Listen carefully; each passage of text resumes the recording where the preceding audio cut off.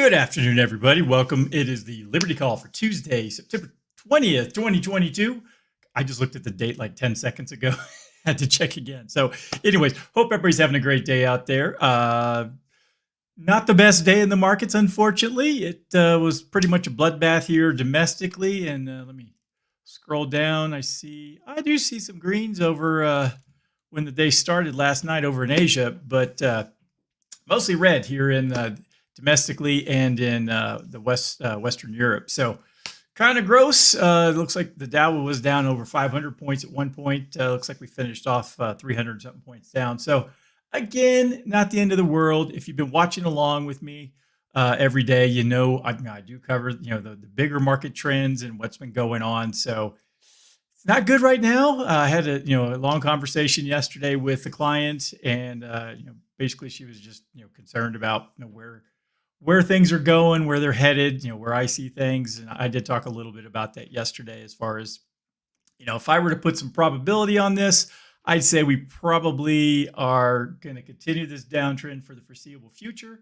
But again, I'm not a clairvoyant. I can only really go on what the trends are telling me right now. So, and also historically what's gone on. So anyways, all right. If it's your first time watching, please give me a big old like, share, subscribe, all that good stuff. Slam all those buttons. Make sure that you're giving me all those big old thumbs up. I really like them. Anyways, all right. Well, let's go ahead and jump into the markets and see how awful they did today. Dow Jones was down 1.01%, closed at 313 points, closed at 3706. The S&P 500 was down 1.07%, closed at 3858. NASDAQ was down just under percent at 0.95, closed at 11,425. If you remember, the NASDAQ was up over 13,000 just seems like a few days ago. Small caps are also down greater than a percent. The VIX was up 5.43% today. The VIX is currently holding at 27.16. Moving to the other Americas, Canada down 0.99, Brazil up 0.38, Mexico up 0.62. Jumping across the pond, let's see here. Germany down 1.03, UK down 0.61. France was down 1.35, the Euro Stoxx down 0.93, Netherlands down 0.57, Spain down 1.5. Italy down 1.66, Switzerland down 1.32, and Portugal down 1.15. Again, both Russian exchanges, really down today. The MOEX down 8.14%, and the RTSI was down 9.31. Those got beat up pretty good. Headed over to the Asian markets where there is, some decent. They had a decent day. Japan was down. Japan was up 0.44%, Australia up 1.29%, New Zealand up 0.67%. In China, the Shanghai was up 0.22%, the SESE component up 0.69%. The one red in China was the China A50, finished down 0.01%, so basically flat. The DJ Shanghai up 0.32%, the Hang Seng up 1.16%, and the Taiwan weighted came in up 0.86% for the day. So like I said, if you look here, starting out the day overnight, things look pretty good. And then we got to, I guess you'd call it Eastern Europe, and it was a bloodbath. So, and I think a lot of this has to do with the Fed meeting that's going on, I think today and tomorrow. I believe if I have my dates right, I think a lot of it just has to do with the uneasiness. Because really everything across the board here, let me bring the chart back up because we go over here to commodity. Well, the one bright spot is the dollar index. It's up at 109.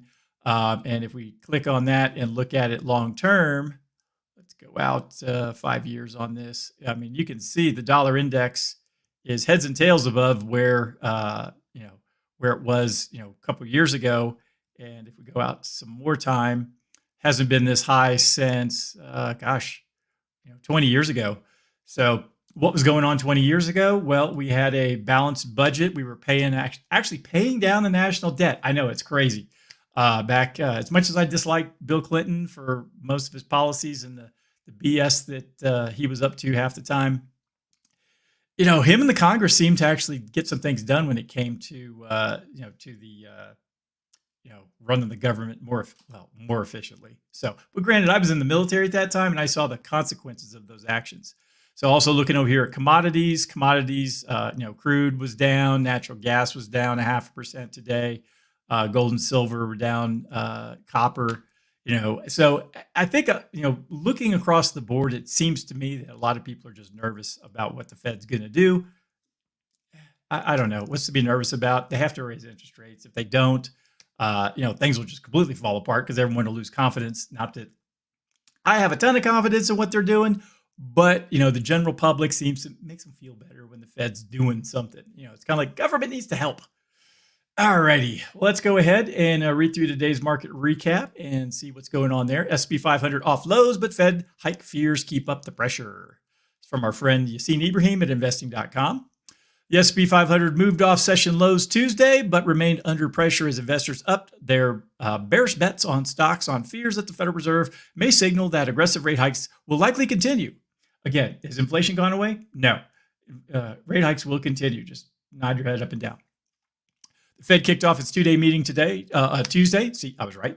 And many expect that a decision to raise rates 0.75% will likely be announced and followed up with guidance that will show the central bank's willingness to persist with the front-loading of rate hikes to combat inflation. The Fed's willingness to keep on tightening monetary policy has returned focus toward the growing threat of an economic recession or landing. Well, I got news for you. I think we're probably already in one. I know that the administration wants to gloss over it and make it sound like, oh, it's no big deal. It's been a big deal for a while. Quote, clearly, the risk is stacked towards exacerbating the slowdown into a hard landing. That is by far the biggest risk at the moment, or the bigger risk at the moment, and it increases with every rate raise into the slowing growth environment, end quote. Will Ryan, founder and CEO of Granite Shares, told investing.com Tuesday.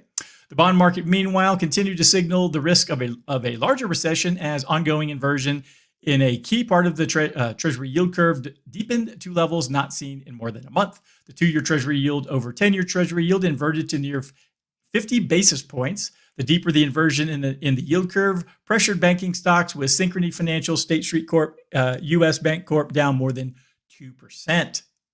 Consumer discretionary stocks were one of the biggest drags on the broader market, weighed down by a 10% rout in Ford Motor Company and a more than 5% slump in General Motors. Ford warned on performance following a $1 billion hit in the third quarter from rising supplier costs. Quote, Ford pre-announced 3Q results, calling for EBIT adjusted ranging from $1.4 billion to $1.7 billion, considerably below ingoing consensus of $2.98 billion and our estimate of $2.93 billion, end quote, Deutsche Bank said in a note.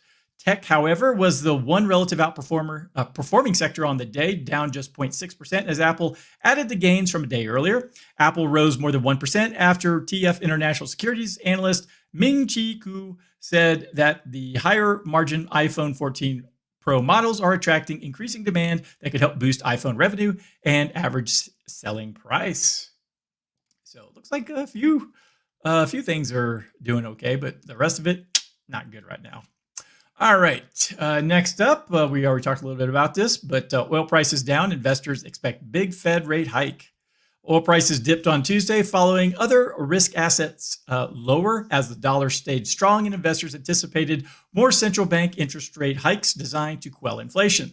The U.S. Federal Reserve is likely to raise it 75 basis points on Wednesday to rein in inflation. Those expectations are weighing on equities, which often move in tandem with oil prices. Other central banks, including the Bank of England, meet this week as well. Higher rates have bolstered the dollar, which remained near a 2-decade high against cheers on Tuesday, making oil more expensive for holders of other currencies. Quote, the oil market is caught between downward concerns and upside hopes. The concerns are driven by aggressive monetary tightening in the U.S. and Europe, which is increasing the likelihood of a recession and might weigh on oil demand prospects, end quote, said Giovanni Stunovo. Hope I pronounced that right, Giovanni. Commodities analyst at UBS. Brent crude futures settled down $1.38 or 1.5% to $90.62 a barrel, while U.S. WTI crude for October delivery ended at $84.45 a barrel, down $1.28 on the day of its expiration. The more active November contract settled down $1.42 to $83.94 a barrel.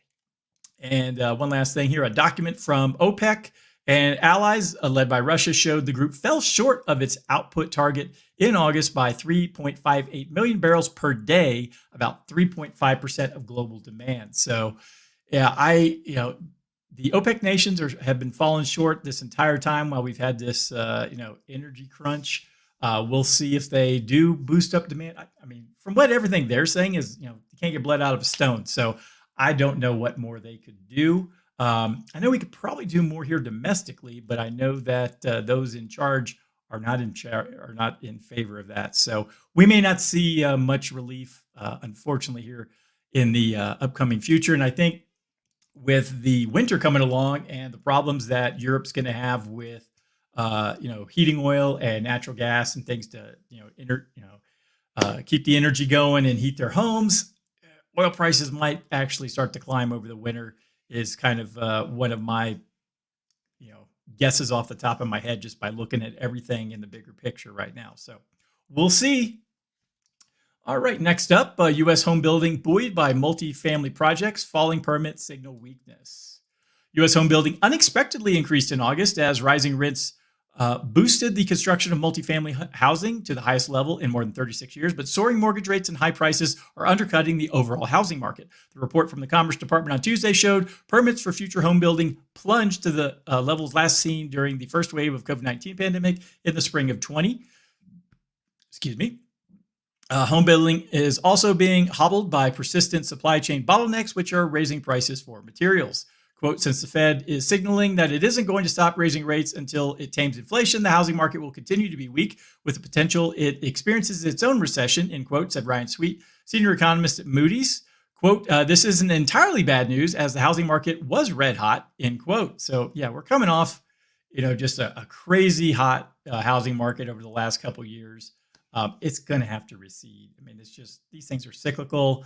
Interest rates were at all-time lows. I don't think, at least probably in the next 30 years, we'll ever see rates that low again. But again, I could be wrong. Housing starts rebounded 12.2% to a seasonally adjusted annual rate of 1.575 million until units last month. Data for July was revised down to a rate of 1.404 million units from the previously reported 1.446 million units. So they moved it down about 40,000 units, it looks like. Last month's broad rise was also due to the progress home builders made in reducing the construction backlog as some materials became more available. I know lumber and things like that have gotten much more reasonable. I'd have to go back and check the charts and see if they're back to, say 2019 levels. Economists polled by Reuters had forecast starts would come in at a rate of 1.445 million units. Housing starts dipped 0.1% on a year-on-year basis in August. Starts for housing projects with 5 units or more soared 28.6% to a rate of 621,000 units, the highest since April of '86. Wow, that's a pretty big jump, especially considering that the population is much bigger today. Multifamily housing construction is being driven by strong demand for rental apartments, with rising borrowing costs pushing homeownership out of reach for many Americans.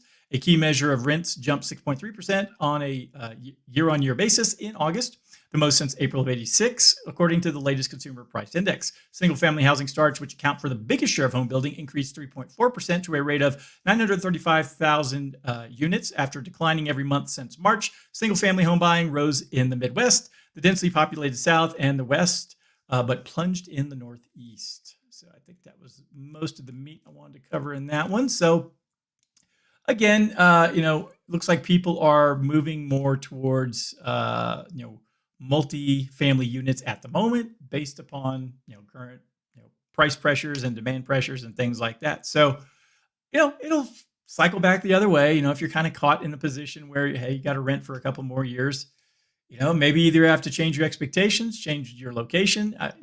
It's tough to say. There are places out there that have, very affordable housing, especially if you're someone who can, work virtually or have the ability to, live anywhere. You could, pretty much pick up and go somewhere that's far more inexpensive.